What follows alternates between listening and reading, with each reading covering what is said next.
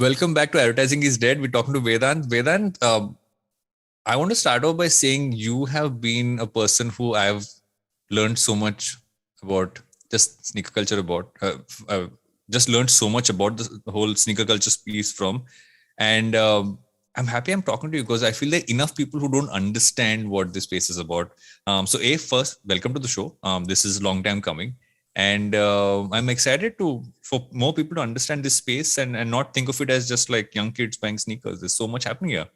Yeah, thank you so much for having me. I just want to say it's a real honor to go from listener first and then viewer once the video version was out, and actually be here means a lot to me.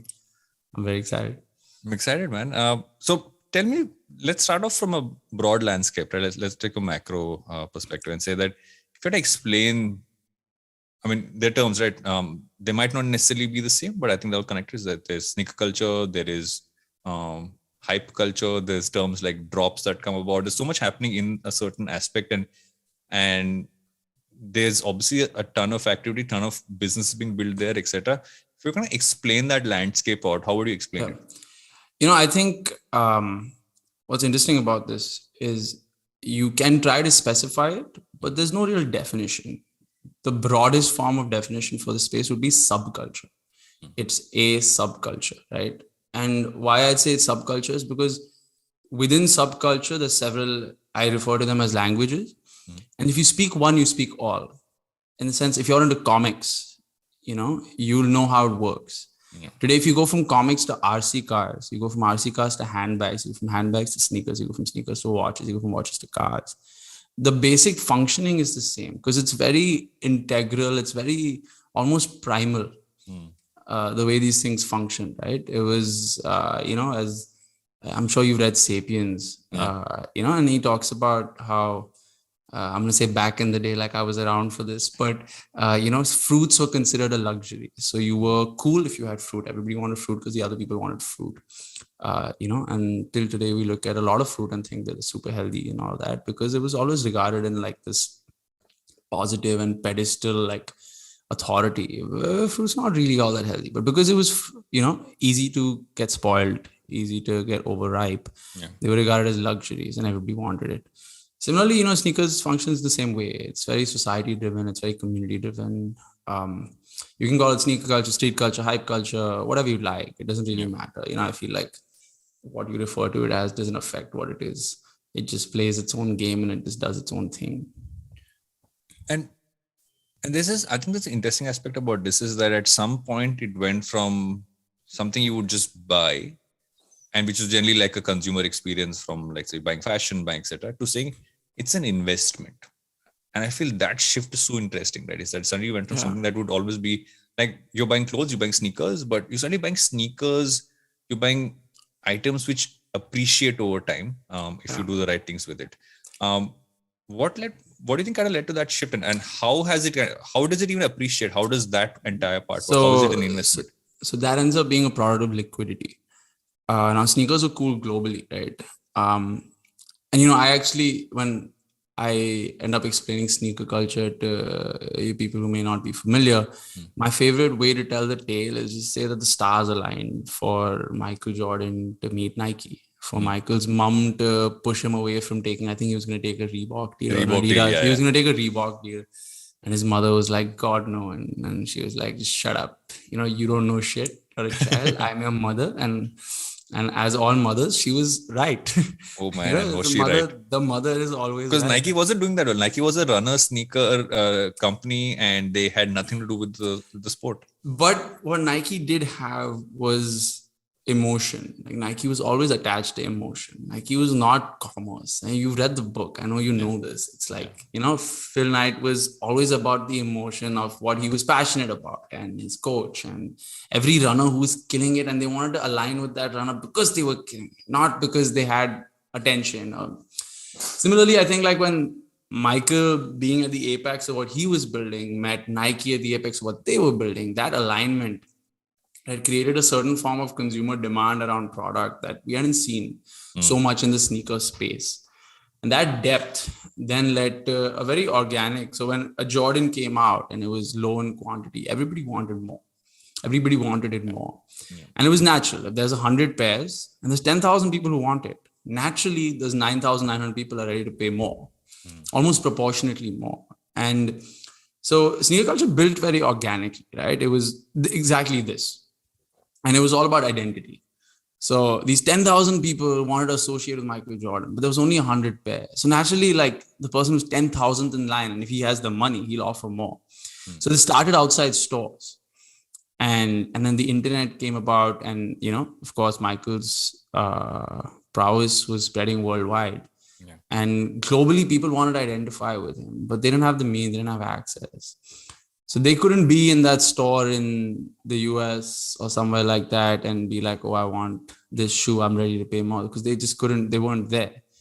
But then the internet happened, commerce on the internet happened, and eBay said, here's a marketplace, you can sell whatever you'd like. So some dudes who had 10 people standing outside, they're offering them 2x for a pair of shoes, thought, maybe someone in another part of this country would offer me 4x or 5x or 6x. And then some kid in Germany was like, oh, I want to identify with Michael and I can buy this off eBay. Yeah. And things like that. And so the internet helped like bridge that gap. And over those 20, 25 years, it developed strong, and other brands built in this space. And Adidas had their own developments, and Kanye did Nike, and then Kanye went to Adidas, and Kanye did Yeezy. And essentially that's just, it was very societal. Like it was humans being humans and, craving what they crave and being like status driven. And, it's like beyond upon what happens is it's everybody has money now. It's like, oh, but now I have more than money. Yeah. Your money can't buy you this. So, even in the sneaker space, everybody has a different story for what they're buying. I have this because it costs so much money. And for some people, it's a flex that they paid more for. For some people, it's a flex that they paid less for. Yeah. Because their comfort is, I have enough money, but I get the good deals. So it's very like, it's an interesting, like it's a free space. So everybody's just doing their thing. And it's human behavior. That's very interesting about it. And that also explains the entire reseller piece, right? Is that, and I feel that because you're seeing something as almost not just vintage, but you're looking at it saying this is something which is only in limited quantity. So they were not going to make another one. So the only option you have is buy something which somebody else bought, but they've maintained it well, which I think that I remember the first visual, I think it was way back in the day. I think when Ranvijay, I used to work at MTV and Ranvijay was my VJ, and I would go to his house and he would have these boxes of his sneakers or over there. And I didn't understand told us that. about this house. Yeah, it was this like rooftop terrace apartment where he had like, it was one big room and a bathroom, but he had one corner just for his sneakers. This is like way back. I'm talking like 2007. Now he has like 4 apartments. I heard he has a go down. Someone told me the other day he's got a go down. Multiple apartments. A go down does not suffice, just for the record. And I remember seeing those boxes and I'm like, okay, why is it in a box? I mean, you wear shoes, you keep them in a shoe rack. And he was like, dude, you don't get it. Let me explain. And I remember him talking to me about it. And I feel that's the interesting part, is that this is an asset, but for a large number of people in the world, they don't understand it as an asset. You wear it and you go out. And so you're just buying more sneakers. I'm like, no. I sometimes joke around saying some of my sneakers are Leia's inheritance. And I get a lot of eyeballs when I say that. If none of them are valuable enough to be our inheritance today, we never know. Never know where they might go. But that's why I'm saying this investment bit ends up being a product of liquidity in India. So till a couple of years ago, now we're all seeing it as investment in India because there's enough people around you ready to pay money for it. Till a couple of years ago, it was novelty. It was only I like it. I'll have to travel 10 miles to find one more sneakerhead, and then he has to want the same size and the same sneaker. But the more people want it, the more people want it. You know what I'm saying? Yeah. So now because there's enough liquidity, enough people can look at it as investments. There's enough releases happening. Indian like Nike India and like the Indian partner to the Nike stores, Anand is absolutely like bringing so much value to the space with veg, non-veg and that and the super kicks, and so much is happening.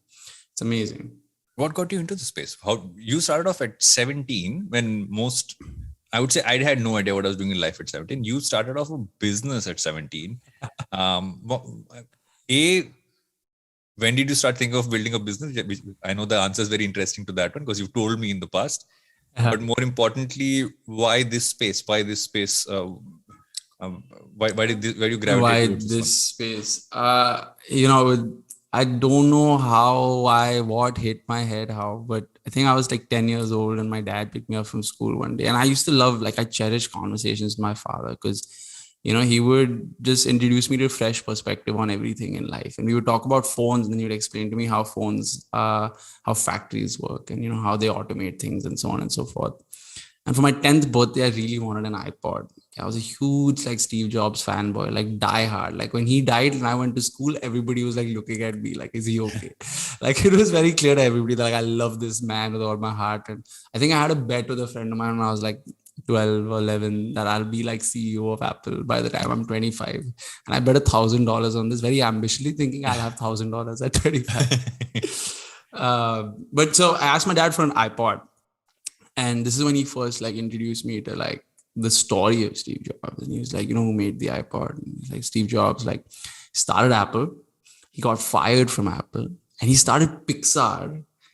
And then he came back to Apple and now he's just making this iPod. And I was like, damn, this man like started something so crazy, got kicked out of it, was down on his ass, started something as revolutionary as Pixar, and came back. And now he's like, I was like, my God, that level of impact is like, ooh. Very early on, I was like, okay, this is what I want to do with my life. It's like, I'm really attracted to impact. So since then, like, there was basically checklist in my head since I was a child. What can you do that can be like a giant business? I remember when I saw someone skateboarding, I was like, there's no skateboarding here. Maybe we should go abroad, find like teachers, bring them here, build like a skateboarding business. I think I was like 10 or 11 when I had this idea. I was 13 or 14 when I wanted to build an app to, demonstrate like magic tricks in a manual. I learned how to use Xcode, and I was like, this summer I'm going to publish an app. Never had the work ethic, or like I didn't understand how to follow through because I never learned to study for exams and all of that. I was too busy doing all this dumb shit. When I was 15, when I was 13 or 14, I got obsessed with photography and I became videos. And then I was like, well, I'm going to teach the world how to run like marketing. And then I would go to every like friend, family opportunity and just be like, I can do this for you if you like pay me, whatever. And then I shot like portfolios. I shot like events where like my parents were guests. And like, I was like a photographer. I did everything that came my way when I was like 13 or 14 to start making money. Just because it was interesting to me. And I thought, oh, this can be a business.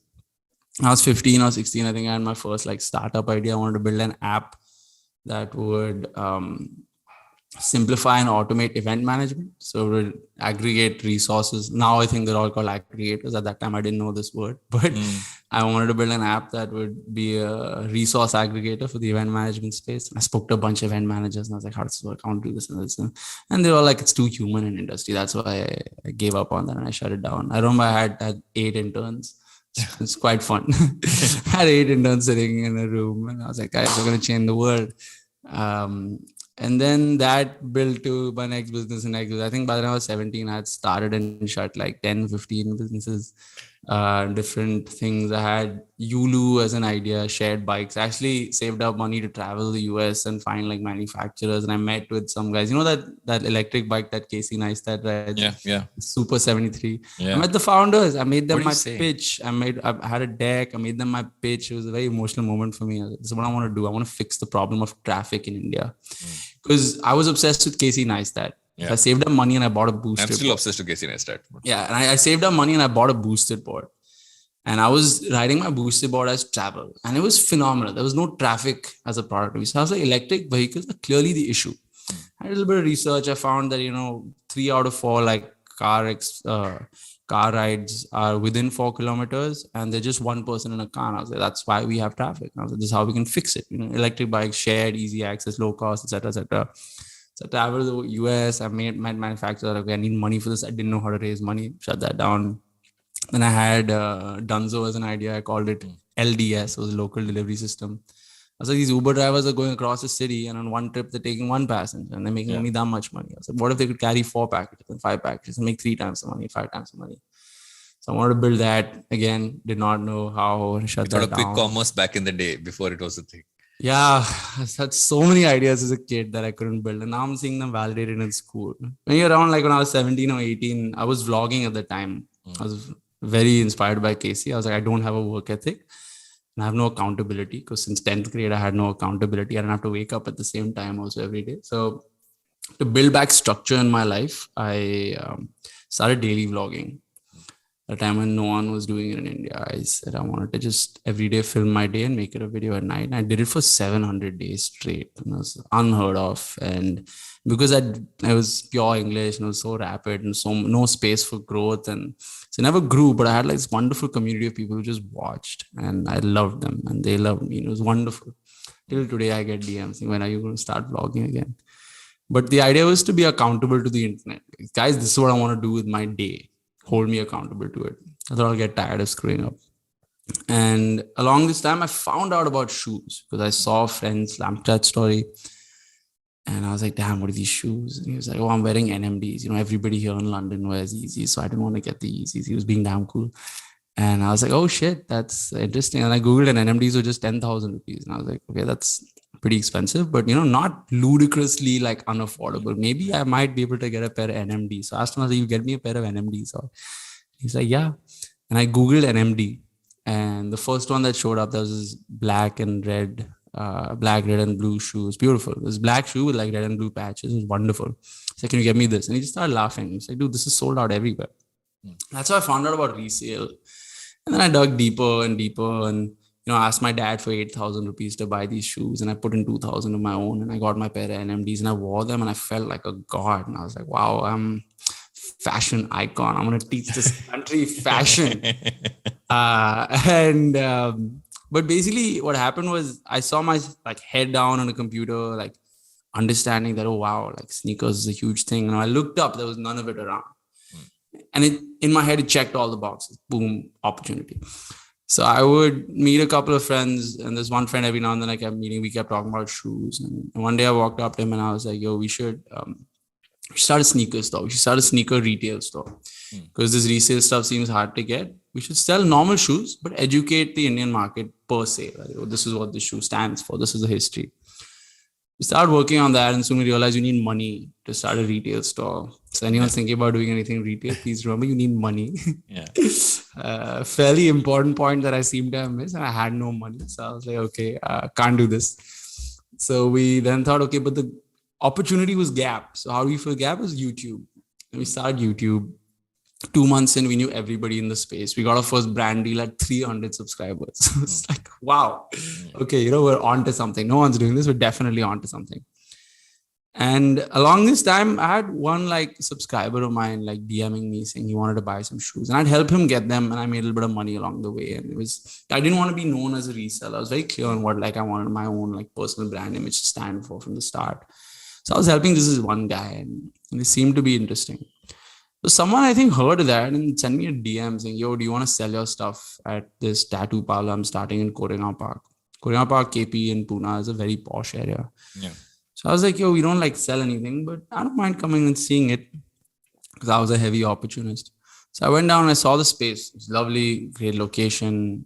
So I told the dude, I was like, look, we have a cool YouTube channel. It's popping. Everybody in the community knows us. We have no money. So why don't you do up the store? We'll tell all our consumers to send us all our viewers to send us their shoes and we'll sell them for them. We'll take a commission and we'll give you a commission as rent. And he said, done. And the first month we paid more than what rent we would have. And we made a bunch of mistakes. We didn't know how to run a store. It was damn funny.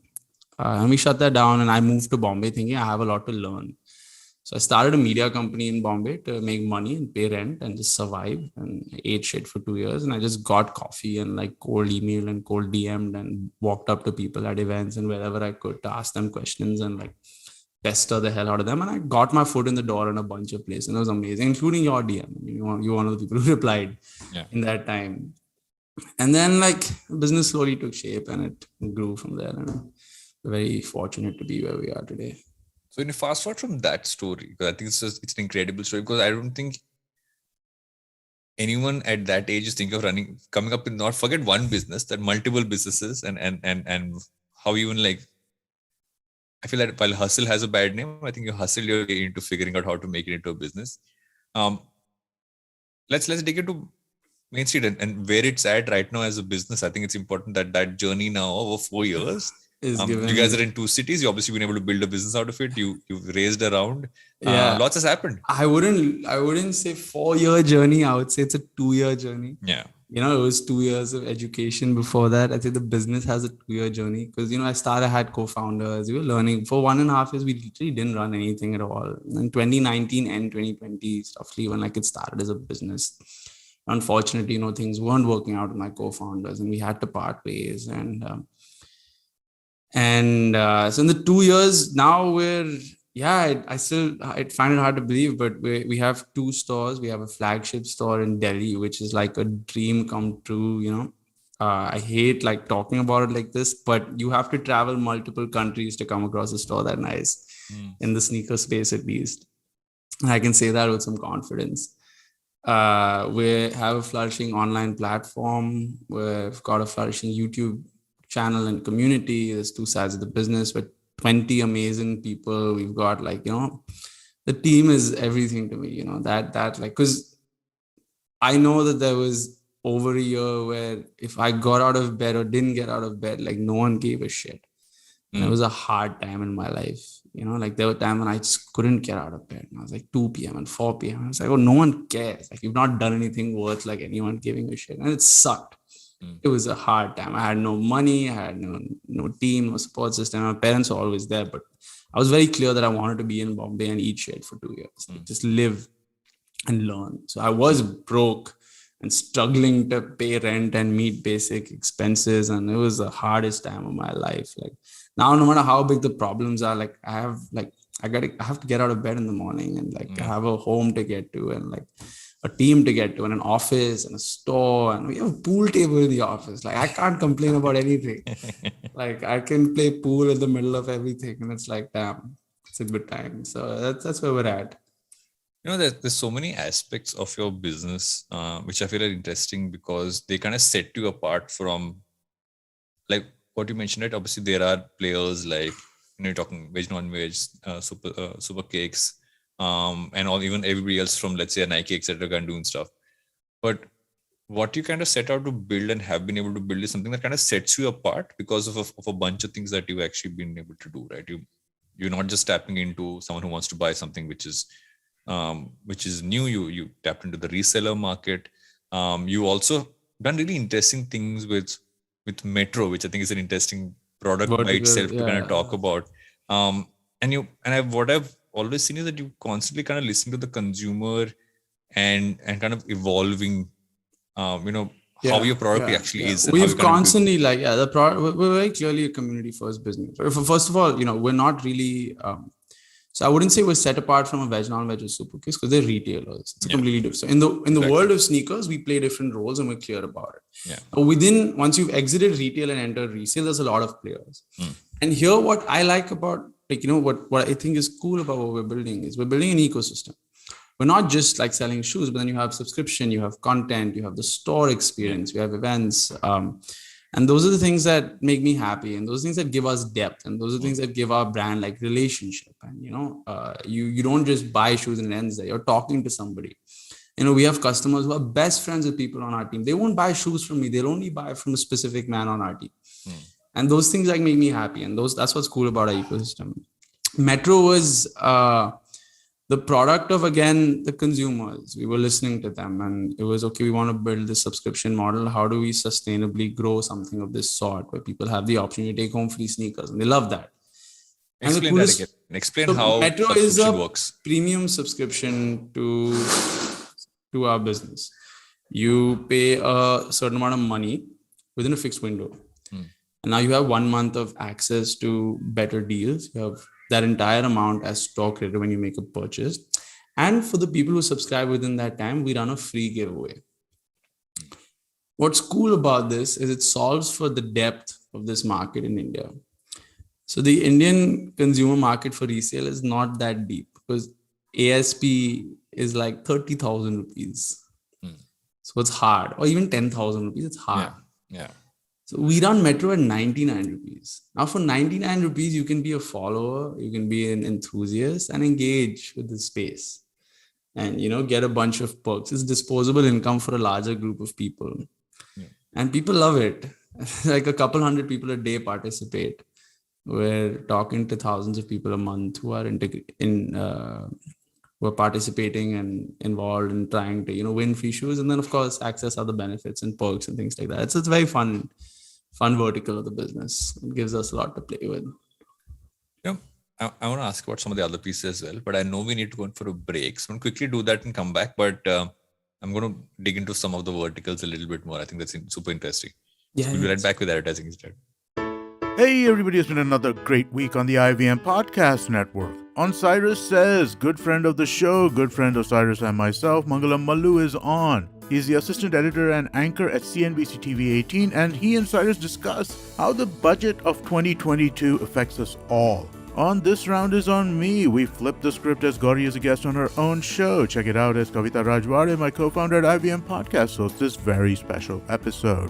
On Misconduct, Raghavi and Nisha are joined by Priya Mirza. She's the host of the Longest Constitution podcast. They take a close look at the former Prime Minister of India, Indira Gandhi. On Audio Gyan, Kedar talks to Dr. Simin Patel. She's the co-founder of the Bombay Wala Historical Works. She talks about how she picks out the most interesting stories to showcase. And on Tere Mere Raste, Kesho tells us the amazing transformation of the ravaged land of Purnapani. Do follow us on social media. We're IVM Podcast on Twitter, Facebook, Instagram, and LinkedIn. Also, please do tell a friend. It really does help us when you spread the word about our podcast. And I'd also like to ask you if you could rate or recommend wherever you listen to our podcast. And speaking of where you listen to this show, if you're on an Android phone, do check out our new Android app. We have a brand new app with a brand new listening experience. Definitely check it out. I think you will enjoy it. And finally, we'd like to thank our sponsors this week, Bank of Baroda and CoinSwitch Kuber. Thank you so much for making this possible.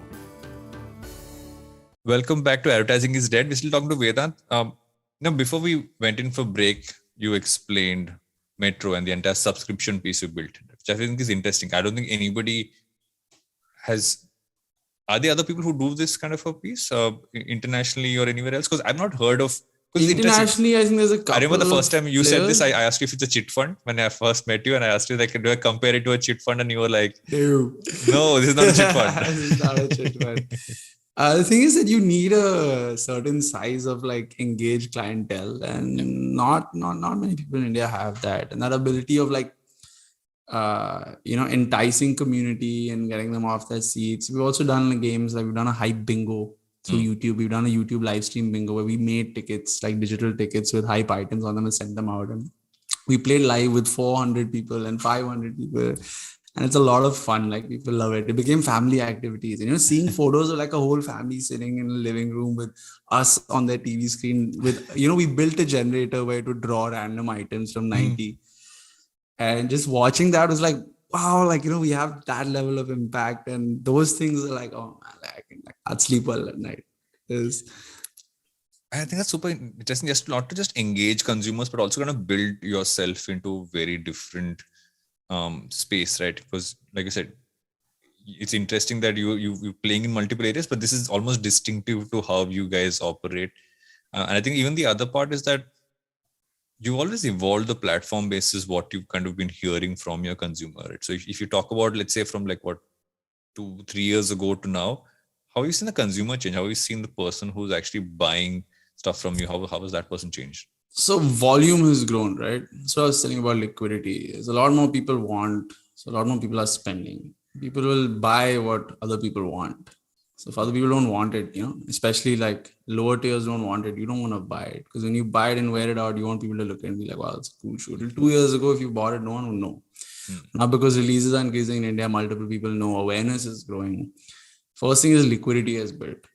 And everybody's trying to define culture and, build culture and all of that. And I have a theory on the idea that culture is a retrospective term. We look back and see what it was. India is very early in the stage of that. We don't know what it is. We're seeing it happen. Indians don't have like a lot of people take issue and have qualms with walking into a sneaker event and seeing everyone wear the same shit. You have to understand that this is identity first. Okay, this entire ecosystem is about identity. Now, India has not had enough releases. Sneaker culture has not been around long enough for community as a whole to know so much. So as an Indian enthusiast in this space, we don't have the privilege of taste yet. We're still dressing only what other people know. Yeah, so I see so many Jordans around. you'll see the exact same Jordans around. Why do you see the exact? Because these guys don't know to wear Issey Miyake. They don't know to wear a Cold Wall as a brand. They don't know that Stone Island because it won't have, because it's about identity. You're trying to identify with the community. In a place like Japan where it's so evolved, you can wear whatever you like from so many things and you will still be part of that community. Here, it's not like that. So to answer your question, I think that we're still seeing that develop. The only thing that's grown right now is liquidity. And that's great, but now we'll see where it goes next. It's I'm very excited to just watch. I'm like, I keep saying that I'm very like grateful to have like front row seats at this entire situation. And then on the other end, since you are on the front seat of this, what are you seeing as almost interesting ways in people are developing this, right? Is that as you're looking ahead, what do you think are like two things? What is an opportunity for someone to kind of build a career in this space? Also, what's the opportunity for businesses and to kind of tap into? So resale as a side hustle or main hustle is very profitable, ludicrously profitable. I know a lot of people who are doing it regularly now and making solid money. It is a simple product of watching the market, watching releases. There's two forms, right? Like in the stock market, there's IPO and then there's just trading, right? And then there could be day trading and there could be like, your long-term investing. There's not a lot of opportunity for long-term investing because sneakers only grow so much. But in terms of monthly swing trading, weekly, all that, there's plenty of options in the resale space. First thing I would say in terms of building money here is just applying for every retail release. So retail releases most times happen by raffle or first come, first serve.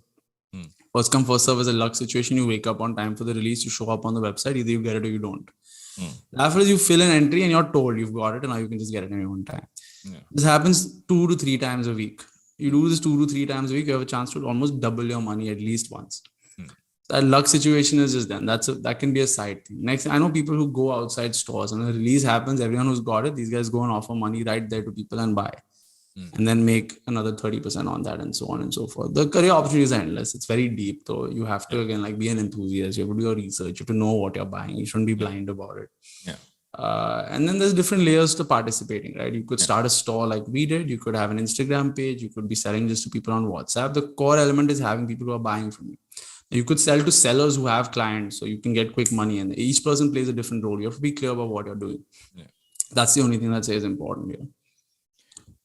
One of the things I think that's also helped is that once you saw anyone who's a celebrity, anybody who's kind of got a following, starting to follow, like you said, we're in an early stage of this becoming part of culture. I think one of those things happened when you suddenly saw, let's say, actors, you saw, singers, everybody else kind of wearing this as well.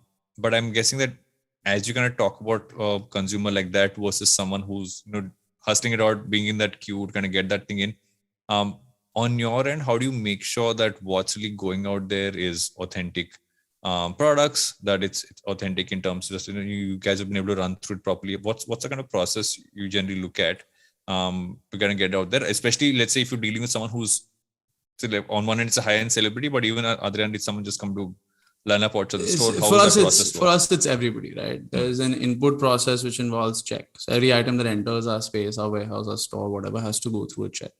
Who it's come from, where it's come from, what it is, whether it's legitimate. It starts with the smell of the shoe, goes down to every detail. Whether it's legitimate or not. We're just in the process of developing these tags that while they're on the shoe, the liability is ours. You can check it, and if it's proved off, we'll take it back full, this thing. But we are very thorough in our process because security is everything here. It's all about trust. So we know who we're buying from at the start of it. We know who is selling to us, where they're getting it from. And now that community, so as much as liquidity has grown, it's not so much that it could be fully automated.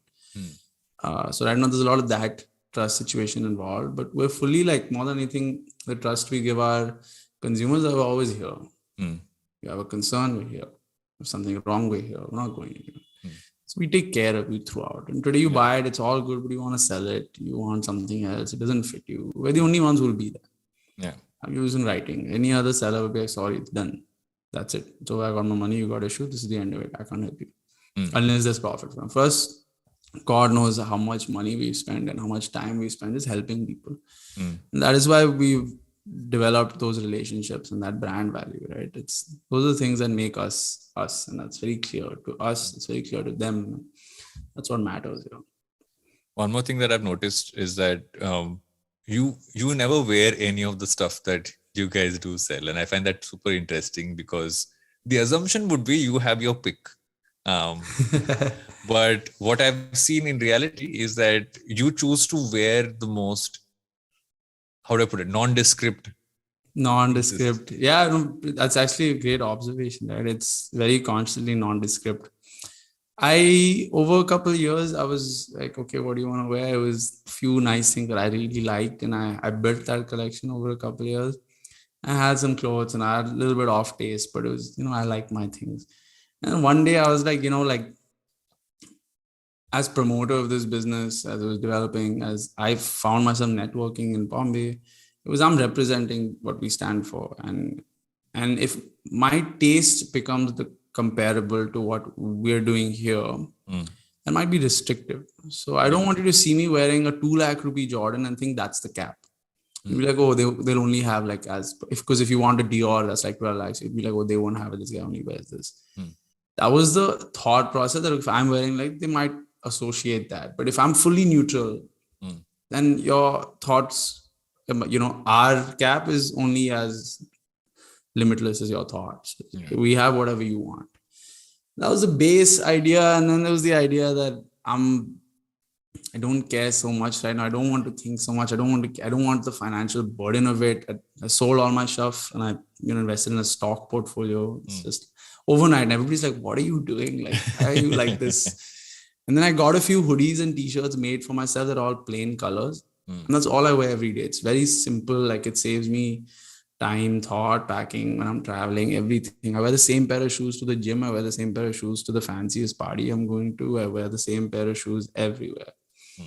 And I wear the same hoodies. Like, there's one hoodie. I had two. I lost the other. There's one hoodie. There's 2 crew necks. And there's 4 t-shirts. And there's 1 pair of pants that I wear every day. And it's beautiful. My life is amazing. I'm so happy with it. Because they fit me perfectly. They look good.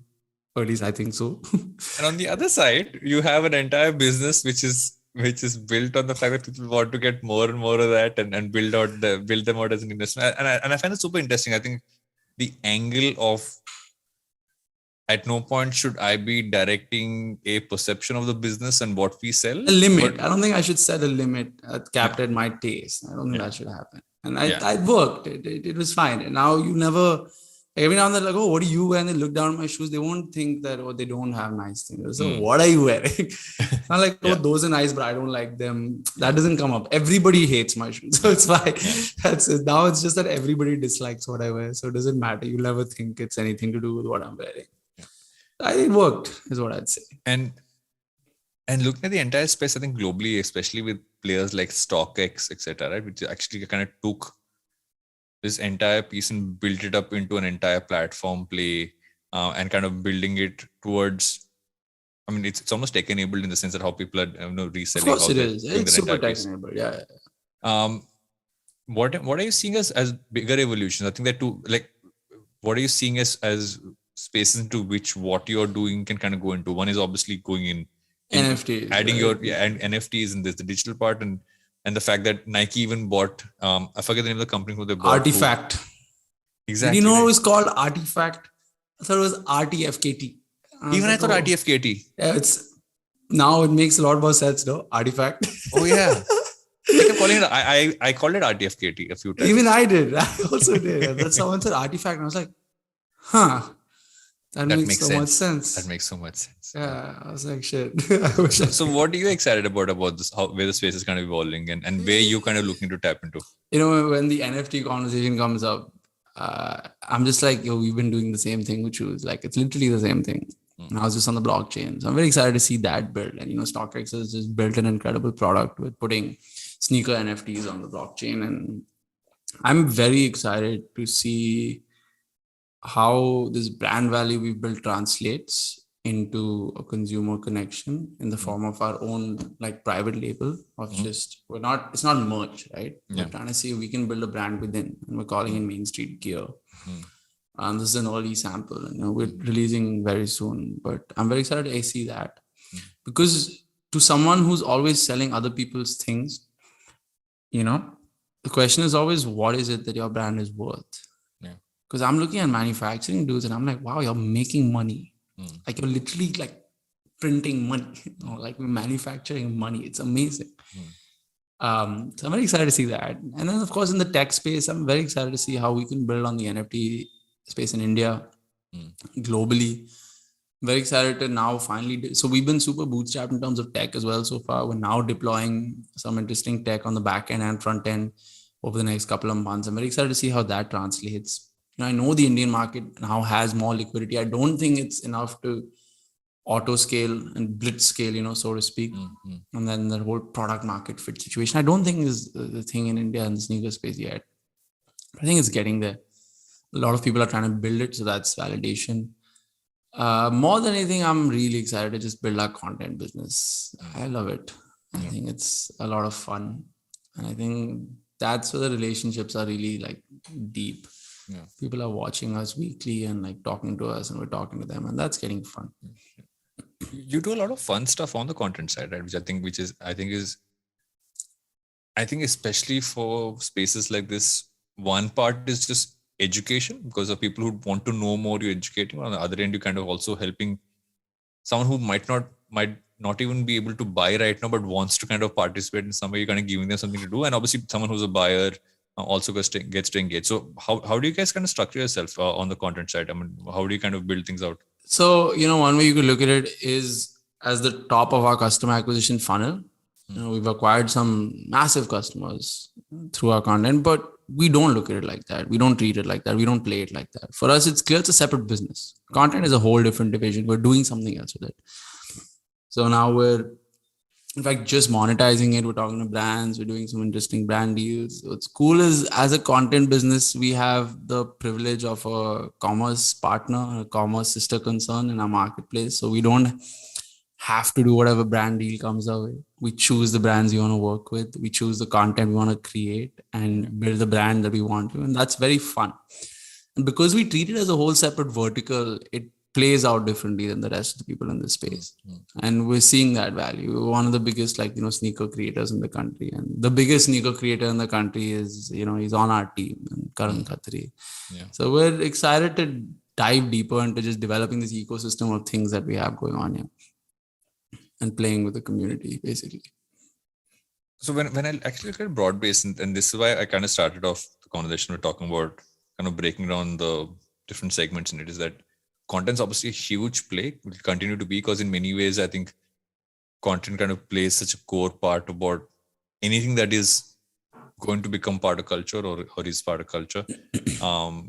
You not just looked at it from a revenue sense of, okay, we're not just retailers where you can kind of come and buy something. You're actually you're also a reseller. You're also doing so many things with Metro and everything else.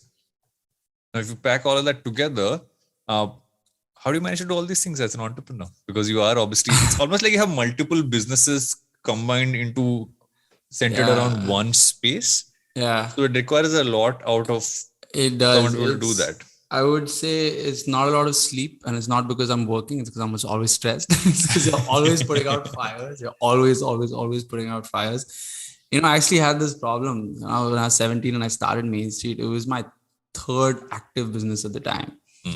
I was running 3 businesses, and I had a internal desire to flourish. And I had this idea that I could also. I thought it was very possible, and then I learned you can't, and I shut down to focus. And now here also I'm constantly struggling with it, and I'm trying to reduce the number of things we do all the time.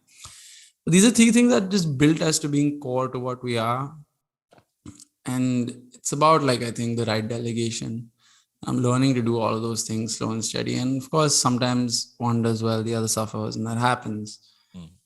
I think what's working is that I'm the furthest thing from a perfectionist. I'm just very flawed as a person. And I'm okay with that. I'm okay to put out imperfection. I'm okay to put out and be vulnerable with my flaws to the world and learn from them and, develop and build. And I think that is the only thing that's helping us get through is, we're clear our goal is survival, as every business should be. and we want to do 2-3 things, we'll do them, and we'll make the mistakes where we have to, and we'll shut it down if it didn't make sense, and that's okay. Yeah. We're human beings. We're fine to make the mistakes. And what do you look for when you're hiring people? What do you look for in people kind of come into? Because especially because you function a certain way, and I find this super interesting. Whenever someone's an entrepreneur and they're building a team, they obviously have a certain way of functioning in a thought process, and oftentimes that translates into you hiring in a certain way, and some things work and some things don't. But what do you look at today when you hire someone? So right now, the thing is that, with my lack of experience in any sort of work structure, in any sort of educational space and all of that, for me, like emotion, philosophy, these things are very important when I'm hiring. Right? I need to hire people who think the right way, or people who are filling a very specific manual role that then gives me time to develop that psyche. So our team is very philosophy oriented. Everybody's aligned as to what we want to do in big picture. So the goal is not to teach people how to do their jobs. Very few people on the team actually have like a detailed scope of work and workflow and all that. But everybody knows what we want to do. Yeah. So they're all geared to be decision makers.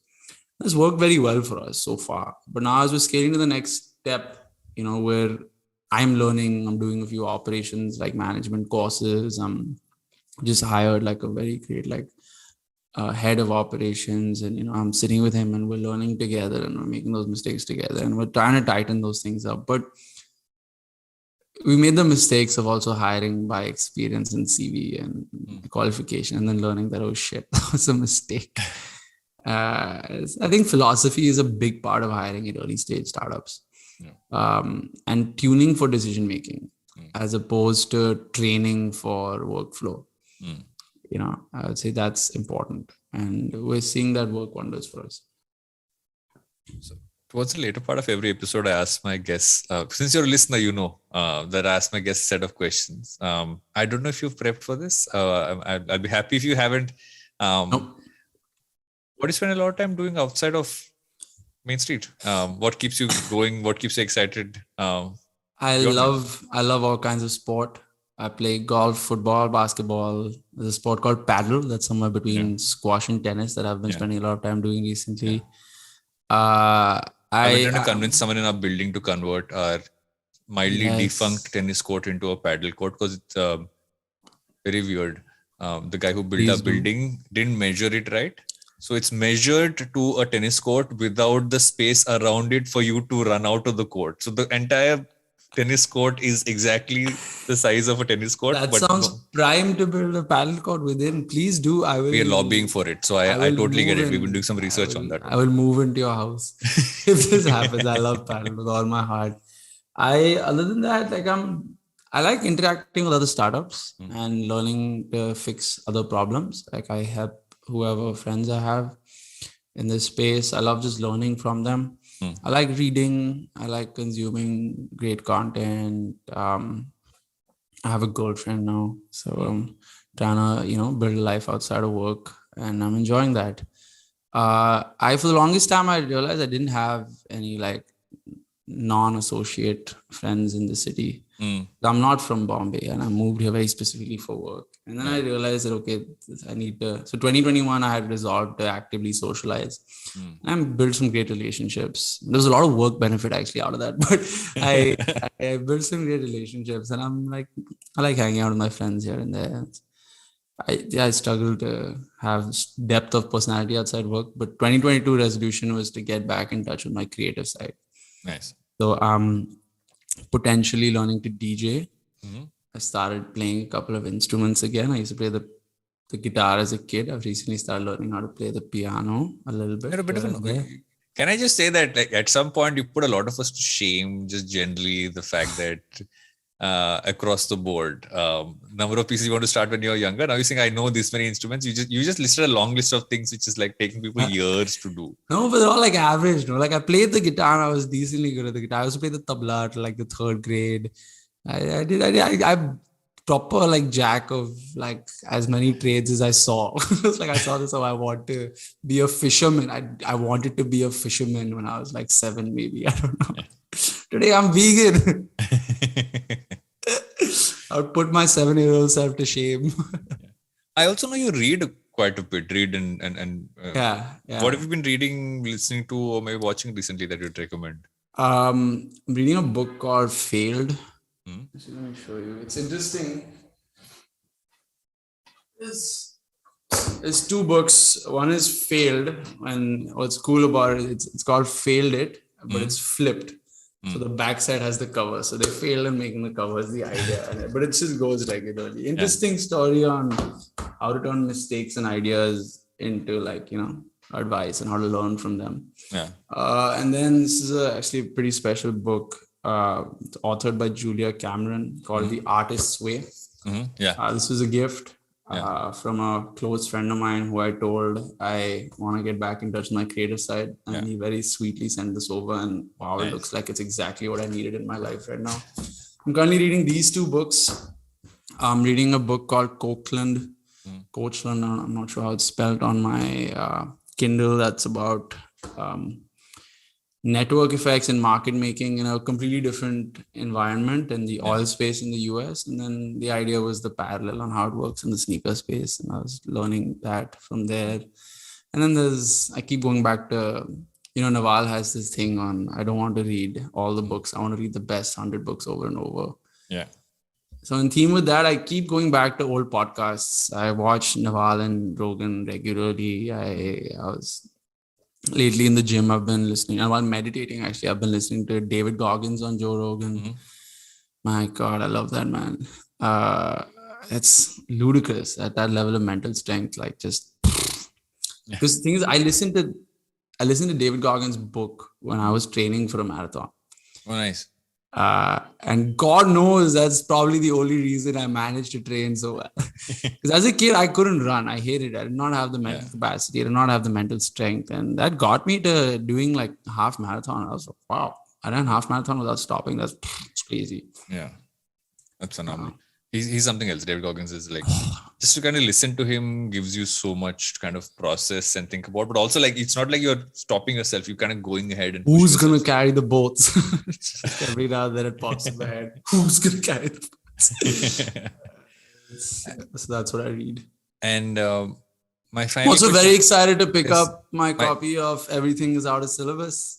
Thank you. I've been looking at it. I'll probably get to it this week. I'm very excited. I can't wait for you to get a copy. 2 weeks to go. 2 weeks. I'm so excited. Little less. I want a of course copy. Yeah. Yes. All things going well. I'll hopefully be running around and signing books is what the plan is. But things seem to be opening up, so I'm hopeful. To do that. And then start working on book number 2, which I've already got like an idea about. So, I'm going to do that now. It's a part of life, like you said. Everything is out of syllabus. That is my life. Most of our lives, is how I put it. Everything I've done in my life is out of syllabus. And to close things off, I think I'll make the question simple. I normally do a spin on the name of the show, but I want to ask you. I could ask you, why do you think sneaker culture will not die? But I want to ask you, take it broader and say, why do you think subculture based businesses will not die? Because it gives life meaning. It's not commodity. It gives you something to do after you've come home from work, and it gives everybody like character. Yeah. So what do you really care about? That's what makes you who you are, right? You have a family and friends, and what do you all do together? What do you talk about? It could be anything, but everybody has to have something. Eventually you realize that this is what fills you, right? The subculture, your interests, your hobbies, they're what really fill you. What you do at work is what you do at work. You do it to make money, to keep your family safe. And you do it because that also gives you one form of fulfillment. But then you have to have something that does not have like that sort of relationship with yourself. That's something that makes you happy beyond its like ROI and things like that, That's why I think these things will never like go. They will always stay. Thanks a ton, man. Thanks for doing this. I always find that the conversations I have with you end up going into such interesting, deep spaces. And I'm happy I've been able to bring this onto the podcast and actually bring it here. But always been fascinated by how you think and what you do, and looking forward to how this kind of pans out, and I'm so we will excited. catch up around the time the book comes out, because we have a long due catch up anyway. Of course. Thank you. I mean, like, the honor is really mine. This is a big deal for me to like be here, man. It really matters. So thank you for having me. IVM.